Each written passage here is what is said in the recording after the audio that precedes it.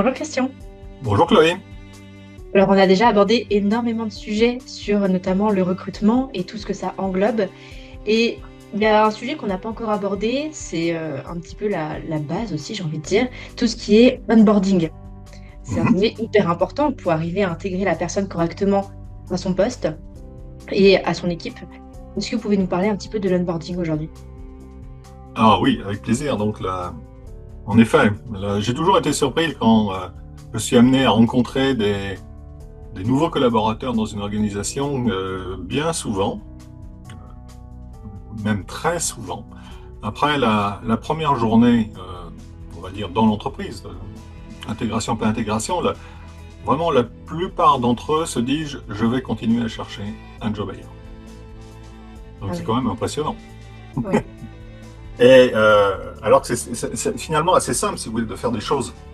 Donc, on s'est évidemment penché sur la question, puisque pour nous, le recrutement, c'est le premier acte de management, et effectivement, concrètement, le onboarding est un élément essentiel. Et l'idée, au-delà des intentions, ça demande un petit peu de technique dans la compréhension du fonctionnement de l'humain, mais au-delà des intentions, qu'est-ce qu'on va faire concrètement? Là, donc, voilà, tout simplement. Alors, dans IntelliCent, on a pas mal de solutions. Là, la première solution qu'on va mettre en place assez facilement, c'est suite au job fit. Donc ça, vous vous souvenez, on en a parlé déjà dans d'autres vidéos. Mhm. Donc on a la liste des critères, si vous voulez, des comportements qui vont faire qu'on va être successful dans la fonction. Donc les comportements attendus. C'est juste de discuter autour de ça entre le futur collaborateur et son N+1, juste de discuter de ses attentes. Alors, c'est très facile puisque les critères ils sont écrits, c'est totalement transparent, on a l'atteinte des scores, mais là, on va aller un pas plus loin. De dire concrètement, ça veut dire quoi avec des exemples concrets, si vous voulez. Des exemples que le futur collaborateur, celui qui est en train de prendre la fonction, va rencontrer dans son quotidien professionnel. Ok. Donc tout de suite, c'est très concret, si vous voulez. On n'est pas en train de parler de théorie. Juste le N+1, il dit, bon ben voilà, dans tel type de situation que vous allez rencontrer, eh bien, voilà ce que en fait, j'attends de vous, tout simplement. Et alors, on va pouvoir procéder déjà peut-être dans une première étape de dire comment vous traiteriez cette question, pour voir un Mais petit ça, peu. ça peut être fait durant le recrutement, non? Pour Oui, tester un mais petit peu général, déjà la personne? oui, alors en théorie, oui, mais en pratique, si vous voulez, il faudrait que ce soit le N+1 qui fasse le job. Parce que si vous prenez soit un cabinet de recrutement, vous voyez, en ce moment, je suis en train de travailler sur un recrutement qui a été sous-traité à un cabinet extérieur.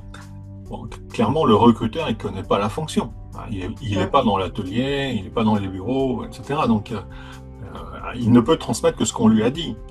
Et ce qu'on lui a dit, eh bien, on lui a pas dit l'essentiel qui va sans dire, tout Ok. simplement.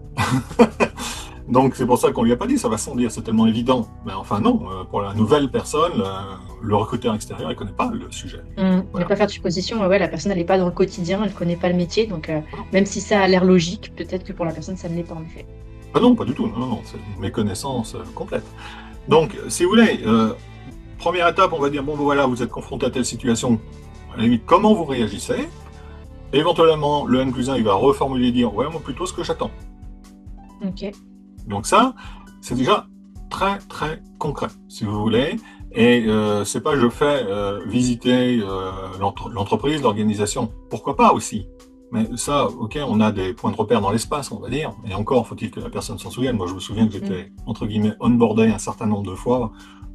Euh, Même si j'ai un petit peu le sens de l'orientation, ça ne suffisait pas pour que je me retrouve, si vous voulez, dans les locaux.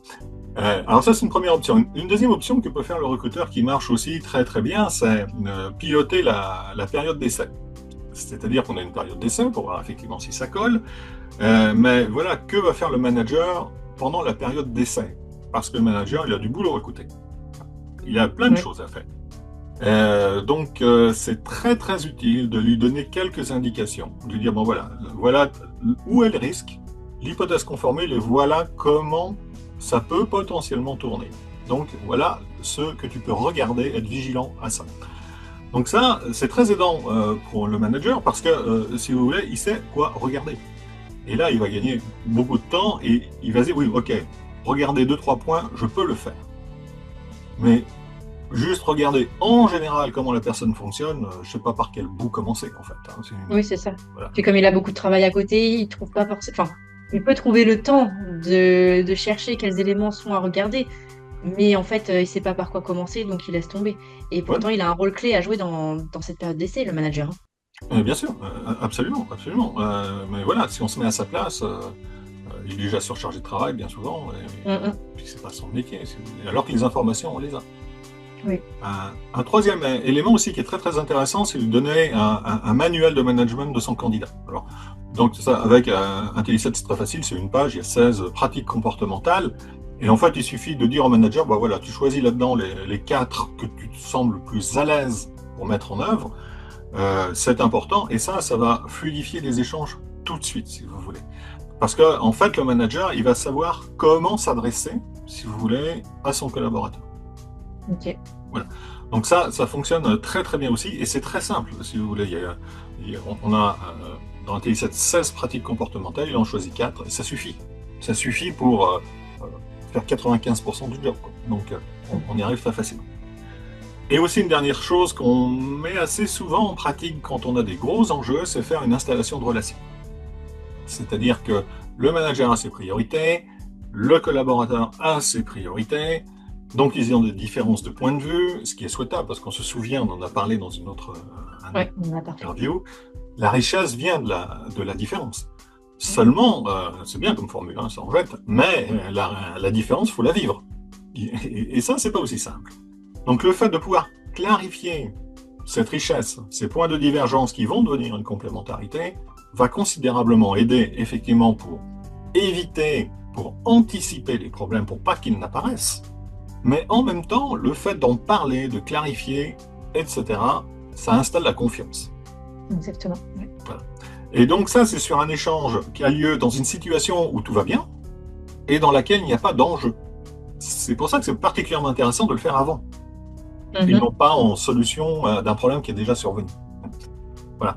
Donc le onboarding, quand on va le pratiquer, alors en tout ou partie parmi les différentes techniques que je vous ai présentées ici, ça va très bien, si vous voulez. Ça prend très peu de temps et ça marche vraiment très très bien.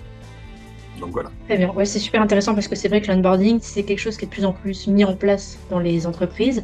Enfin, moi, je me souviens, il y a même encore 5 ans, c'était beaucoup moins mis en place, je trouve, qu'aujourd'hui. Mais c'est quelque chose qui doit être pertinent parce que c'est bien beau de dire on met en place un onboarding, mais si c'est juste faire un tour du site de l'entreprise, bon. Parce que moi j'ai connu ça par exemple, juste faire un tour du site et voir 3 slides, c'est pas vraiment ça qu'on appelle un onboarding. Donc c'est vrai que et effectivement poser les bases dès le début, comme on en avait déjà parlé dans d'autres interviews, de les différences, comment s'adapter à ces différences-là, comment en faire une richesse, c'est super intéressant. Merci beaucoup Christian en tout cas. Avec plaisir, Chloé, avec plaisir.